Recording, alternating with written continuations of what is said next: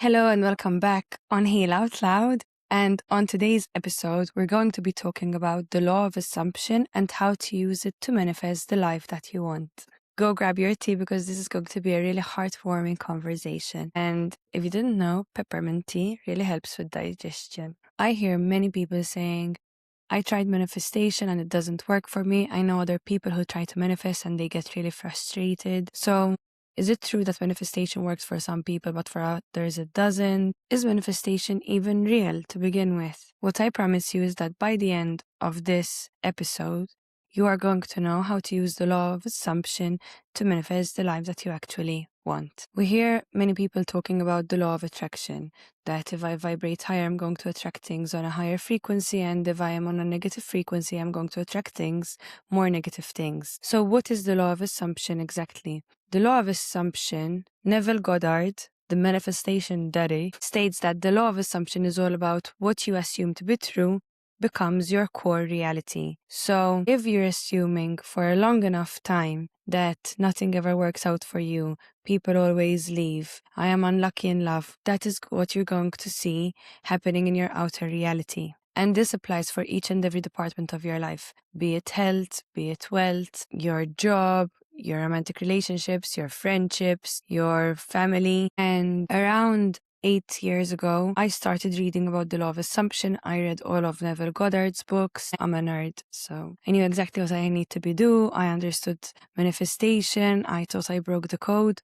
But for some reason, things got worse for me because I knew what I should be doing and I couldn't do it. And I realized that I was creating my negative reality because before those 8 years, I used to think I'm a victim of my reality. Like, there's nothing I can do. I'm unlucky. God hates me. I'm just born to suffer.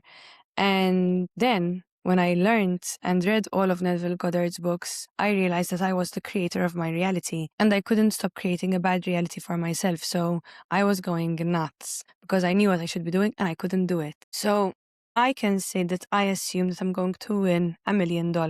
But if I have limiting beliefs when it comes to money or limiting beliefs when it comes to me, my worth, who I am, my self-concept that I am unlucky, that assumption is not being sustained by my beliefs, so it will not happen. It will not happen in my outer reality. However, if I have these strong core limiting beliefs that I will be poor, I will never have a dream partner. And I say that I am assuming otherwise. I am assuming that I am rich. I am assuming that I am in a healthy, loving, fulfilling relationship. If my limiting beliefs go against my assumptions, my limiting beliefs are going to win. Because the law of assumption works with your subconscious brain. The reason why I knew what I should be doing and I couldn't do it was because of the fact that my subconscious brain was rewired to work against me. Not because my brain wanted to work against me, but because growing up, I carried these limiting beliefs because of what was happening with my mom being on crack, my dad choosing another family, me being in foster homes. So whatever you go through as a kid is implanted in your subconscious brain. And then what happens is you keep on living from your subconscious brain. You keep on living from the beliefs that you carried from your childhood. So I am going to explain how the law of assumption works. But before we actually work with the law of assumption, we need to rewire your subconscious brain. And the fastest and most effective way to rewire your subconscious brain is through inner child healing. And if you haven't been able to heal your inner child, my 6-week Heal the Pattern Challenge is starting. How to reparent your childhood wounds so they stop sabotaging your adult romantic relationships and your life. And the 6-week challenge is starting in June. So if you want to join us, drop me a DM on Instagram, Evolving with Nicole, or drop me a message on YouTube and we will get back to you. So I want to make that clear. For the law of assumption to work, you need to rewire your subconscious brain to work in favor of you instead of against you. So, since that is clear, let's go to the law of assumption. The law of assumption states that whatever you assume for a long enough time will harden into fact. So maybe you've been using the law of attraction on its own to manifest, and it's time that you start using the law of assumption. Because whatever you assume will really happen in your outer reality. You might say, I knew that friend was going to betray me. I knew that he was going to cheat on me. I knew that that was going to happen. I have such strong intuition. I knew that this, and that was going to happen.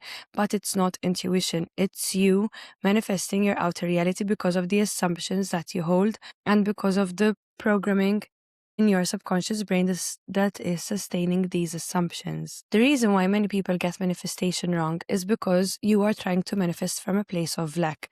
So let's say, for example, I want to manifest that I get a new job. And instead of manifesting from a place of abundance, from a place of knowing, like, listen, the universe, the higher power, the higher source, the greater source created all of this, the trees, the sea, the mountains, all these different continents, different countries, different humans, different animals. So we can see that the universe is abundant. There is so much. But as humans, we tend to live from a place of lack. We've grown up in certain religions that portray a lot of lack.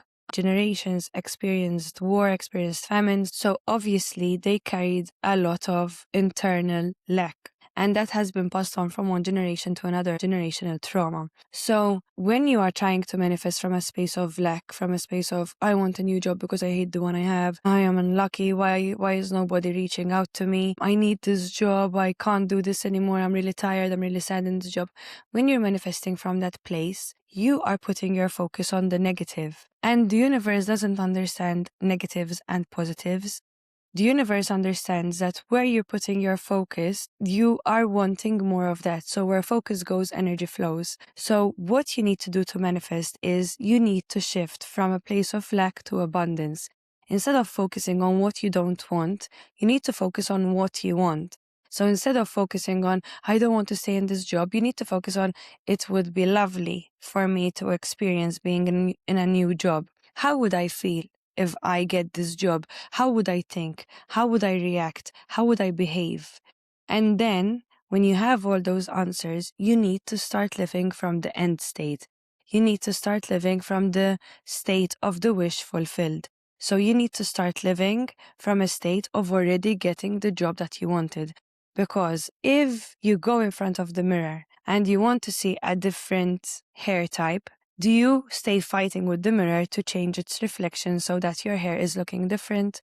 Or do you go and change your hair and then the reflection in the mirror changes? You start with you. You change first, and then the reflection in the mirror is going to also change with you. So when it comes to manifestation, you have to start by changing your internal state. And that is when your outer reality will change as well. Another very important technique when it comes to manifestation is visualization. We are the only species that we can imagine, we can dream, and it is there for a reason. It's not just there just because we're humans. It's there because when you imagine, you're able to open a new portal. You're able to create something with that imagination. Anything that we're seeing in today's life is because it was first imagined. Planes didn't always exist. It's because someone imagined them and then they created them. So you need to use your visualization. You need to visualize the life that you want. But apart from visualizing, you need to feel that it is already real. So let's say before I go to bed, I visualize my desires. I visualize what I want from my life. But then when I wake up in the morning, I'm constantly complaining. I'm upset. I'm constantly snappy. I'm not living from the end state. I'm not behaving like the person that would have already had that thing. So obviously, if I am not changing, the reflection is not going to change. So it's good that you visualize, it's very important, but you also need to keep on living from the end state of that visualization, from feeling it. So let's say, for example, you're manifesting becoming rich. Would a rich person stay complaining that they're poor? Would a rich person stay complaining every time they have a bill to pay? Or would they say, thank you, universe, for this money. Thank you for my health, for my strength to be able to work to earn this money. Would a rich person fear giving to others? Would a rich person act like a bum? No.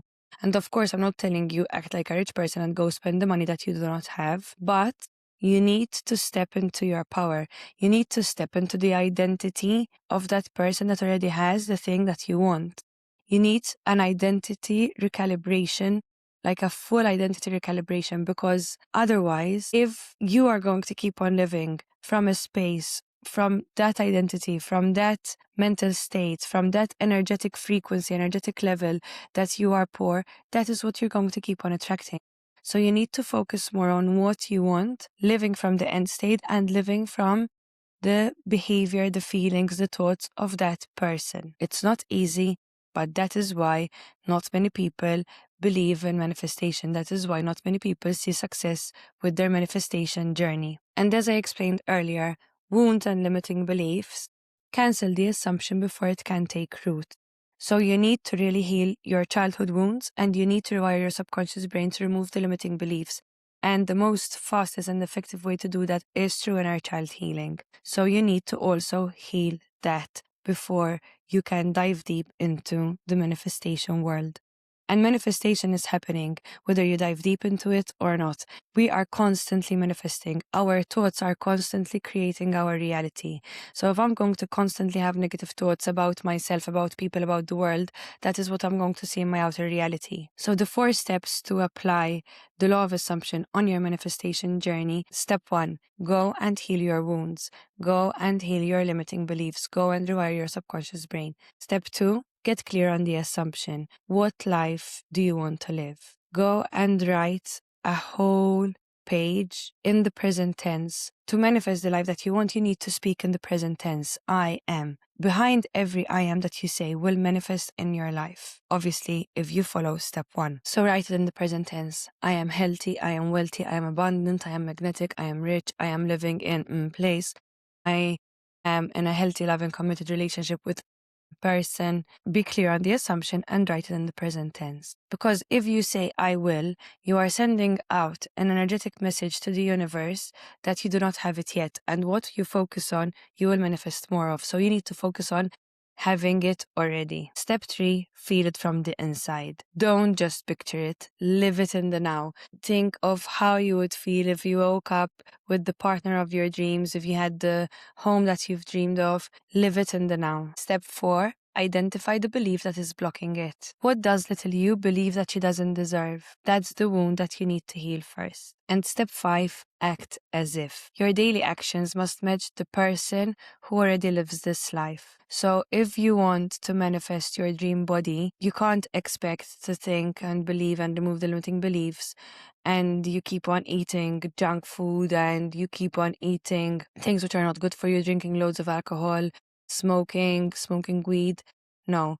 If you want to manifest your dream body, you have to take inspired action. You have to eat whole foods.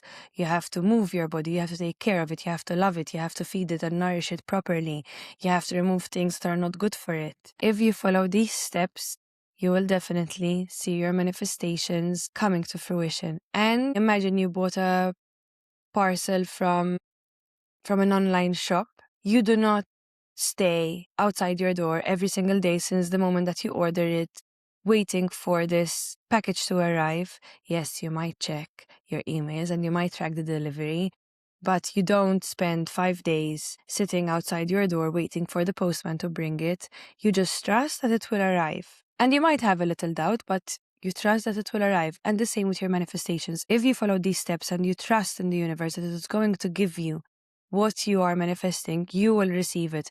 We were not brought on this planet to suffer. We were brought here to experience joy, to experience life. That's what life is all about, joy. As I previously shared, 8 years ago, I started diving deep into this manifestation world, and I knew what I should be doing and I couldn't do it. Around 5 years ago, after my mom passed away unexpectedly, I had to heal my inner child. There was no other option for me because I thought I was gonna go with my mom otherwise. And after healing my inner child, the law of assumption and manifestation has been working to my favor because now I know exactly what I need to do. And of course, there will always be limiting beliefs and their doubt will always pop up. So it's an ongoing growth journey, but it's like a game, literally. Sometimes I feel like I'm in some Nintendo game, but it's my life. And that's what this is all about. So as I'm saying, after I healed my inner child, and I went on my own inner child healing journey, I could really use the law of assumption to my favor.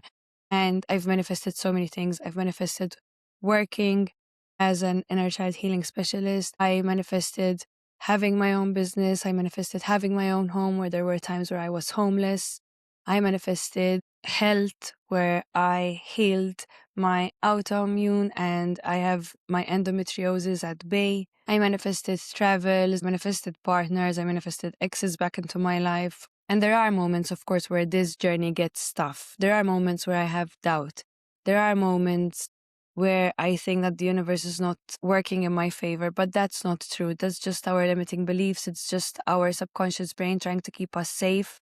And you shall persist, you must persist, because on the other side of healing, there is such a beautiful life to live. And I know that you feel that maybe because you endured so much trauma that now your life is ruined. I used to think the same way, but trust me, these last 5 years have cancelled for me the traumatic 25 years that I experienced. It will always remain, the wounds will always remain, but I no longer live from that sad, tough place that I used to live from. So remember that the assumption has to come before the evidence, and you have to live from that assumption before you actually see it in your outer reality, not after. And for this week, I want you to pick one thing and assume it's already yours. Maybe a parking space, or maybe a phone call, or maybe a text message from someone that you haven't heard from in a while. Just assume that it's already yours, something that you do not have any limiting beliefs around it. Assume it's already yours, and you will see it happening in your outer reality. Use this as a means to start trusting in the law of assumption. And certain things are going to manifest quicker and faster, not because they are easier, but because you have less resistance.